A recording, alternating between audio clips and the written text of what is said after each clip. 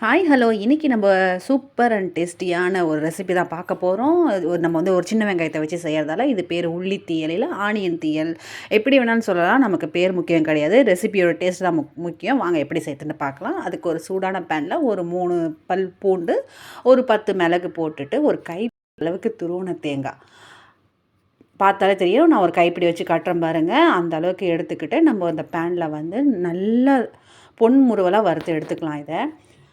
இது வந்து பார்த்திங்கன்னா நல்லா கோல்டன் ப்ரௌனாக வரணும். இது கோல்டன் ப்ரௌனாக வரணுன்றதுக்காக நம்ம அனல் வந்து அதிகமாக வச்சிடக்கூடாது. அனல் வந்து சிம்மிலே வைக்கணும். இந்த தேங்காயிலேருந்து எண்ணெயே பிரிஞ்சு வரும், அந்த அளவுக்கு நம்ம வதக்கி எடுக்கணும். இது வதக்கும் போதே பார்த்திங்கன்னா வீடே தூக்குற அளவுக்கு அவ்வளோ வாசனையாக இருக்கும். பாருங்கள், இந்த ஸ்டேஜ் வரைக்கும் நம்ம வறுக்கணும். பாருங்கள் எவ்வளோ ப்ரௌன் கலராக வந்திருக்கு. இந்த மாதிரி வறுத்தா தான் நமக்கு வந்து குழம்பு வந்து 2 நாள் ஆனாலும் கெட்டு போகாது. இதோட டேஸ்ட்டும் சூப்பராக இருக்கும். இப்போ என்ன பண்ணுறோம்னா, நம்ம அடுப்பை ஆஃப் பண்ணிவிட்டு அந்த பேனில் இருக்க சூட்டுலேயே நம்ம என்ன குழம்புக்கு தேவையான மிளகாத்தூள் சேர்த்துக்கலாம், கொஞ்சம் மஞ்சத்தூள் சேர்த்துக்கலாம். சேர்த்துக்கிட்டு ஸ்டவ்வை ஃபுல்லாக கம்ப்ளீட்டாக ஆஃப் பண்ணிடணும். அந்த சூட்டுலேயே இருக்கிற அந்த எண்ணெயிலே வந்து அந்த மிளகாத்தூள் வாசனை போகிற வரைக்கும் லைட்டாக அப்படியே வதக்கி எடுத்துக்கலாங்க. அவ்வளோதான். பார்த்தீங்கன்னா இந்த மாதிரி வதக்கி எடுத்துக்கணும். அவ்வளோதான். இப்போ நம்ம இதை வந்து தண்ணி விட்டு ஒரு நைஸ் பேஸ்ட்டாக அரைச்சி எடுத்துக்கலாம். நம்ம வந்து இந்த டிஷ்ஷை செய்கிறதுக்கு வந்து மண் பாத்திரத்தை எடுத்துக்கலாம், ஏன்னா டேஸ்ட்டு சூப்பராக இருக்கும். எண்ணெய் கொஞ்சம் அதிகமாகவே இட்டுக்கிட்டு கடுகு, வெந்தயம், 2-3 பல் பூண்டு போட்டுக்கிட்டு, சின்ன வெங்காயம் ஒரு 10-20 சேர்த்துக்கிட்டு கருவேப்பிலையும் கொஞ்சம் சேர்த்துக்கிட்டு நல்லா வதக்கி எடுத்துக்கலாம். இந்த எண்ணெயிலேயே நம்ம போட்டிருக்க வெங்காயம் வந்து நல்லா வதங்கணும்.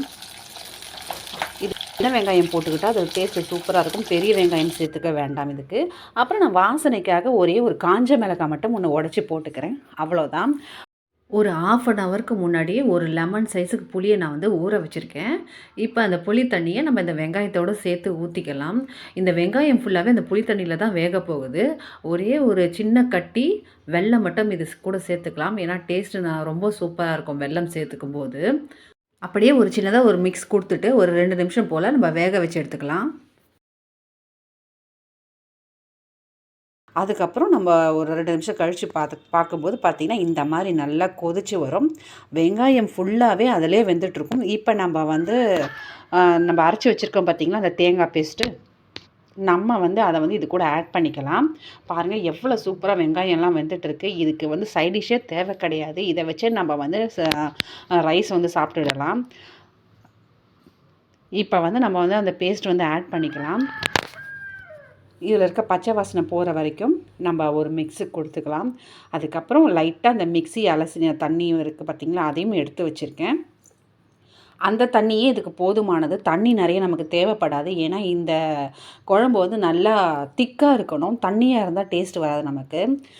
நல்லா ஒரு மிக்ஸ் கொடுத்துக்கலாம் பச்சை வாசனை போகிற வரைக்கும். அவ்வளோதான். இந்த தண்ணியை மட்டும் நம்ம அதில் கொஞ்சம் சேர்த்துக்கிட்டு நம்ம வந்து இந்த ஸ்டேஜில் குழம்புக்கு தேவையான உப்பை வந்து சேர்த்துக்கலாம்.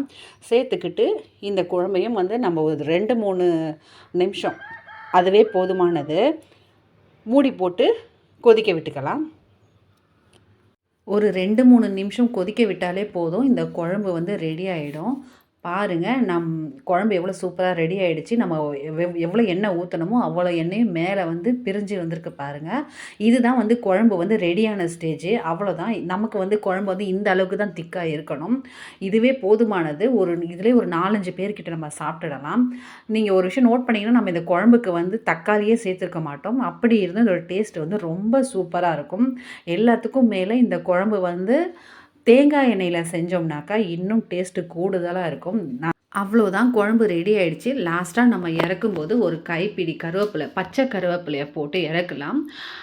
கருவேப்பிலையை போட்டுட்டு ஒரு வதக்கிட்டு நம்ம மூடி போட்டு அப்படியே ஸ்டவ் ஆஃப் பண்ணி வச்சிடலாம். இன்னும் வாசனையாக இருக்கும். நான் வந்து இதை வீட்டில் செஞ்சு பார்த்துட்டு தான் நான் வீடியோ போட்டிருக்கேன். எனக்கு இந்த டேஸ்ட்டு ரொம்ப பிடிச்சிருக்கு. ஒரு முறை செஞ்சு சாப்பிட்ட பிறகு தான் நானே இந்த வாரத்தில் இது 3-4 முறை நான் செஞ்சிட்டேன். நம்ம வீடியோ பிடிச்சிருந்தால் மறக்காமல் சப்ஸ்கிரைப் பண்ணுங்கள். நீங்களும் இந்த மாதிரி ட்ரை பண்ணி பாருங்கள். இதோட டேஸ்ட்டு சூப்பராக இருக்கும். செஞ்சு பார்த்த பிறகு நீங்களே சொல்லுவீங்க. மறக்காமல் நம்ம சேனலை சப்ஸ்கிரைப் பண்ணிவிட்டு லைக் பண்ணிவிடுங்க. Thanks for watching.